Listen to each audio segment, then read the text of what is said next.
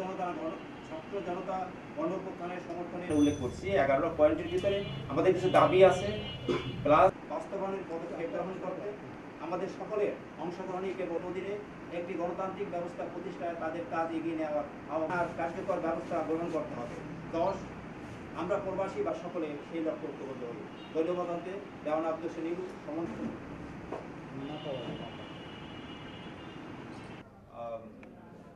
সেনাপ্রধান সহ রাষ্ট্রপতির সাথে আমরা যখন লক্ষ্য করছি কিছু সহিংস ঘটনা ঘটছে, এটা যাতে না ঘটে আমাদের বা গভর্নমেন্টকে যেটা বলতে চাচ্ছি সেটা হলো যে 71 সালে যুদ্ধের ভিতর দেওয়া সাম্য, মানবিক মর্যাদা এবং সামাজিক ন্যায় বিচার প্রতিষ্ঠার জন্য যে লড়াইটা আমরা করছিলাম এবং আমরা সেই মুক্তিযুদ্ধের সেই যে আকাঙ্ক্ষা সাম্য, মানবিক মর্যাদা এবং সামাজিক ন্যায় বিচার, যেটা আসলে 53 বছরে কোনো রাষ্ট্রই আসলে প্রতিষ্ঠা করতে পারে না। আমরা আশা করি এই সরকার, এই বর্তমান সরকার পরবর্তী শাসনতান্ত্রিক যে পরিবর্তন, রাষ্ট্র সংস্কারের যে কাজ, সংবিধান সংস্কার, এগুলির ভিতর দিয়ে সেই মুক্তিযুদ্ধের যে আকাঙ্ক্ষা সাম্য, মানবিক মর্যাদা এবং সামাজিক ন্যায় বিচার প্রতিষ্ঠার যে আকাঙ্ক্ষা, সেই আকাঙ্ক্ষা এই রাষ্ট্র ব্যবস্থার কাছে তারা পৌঁছে দেবে।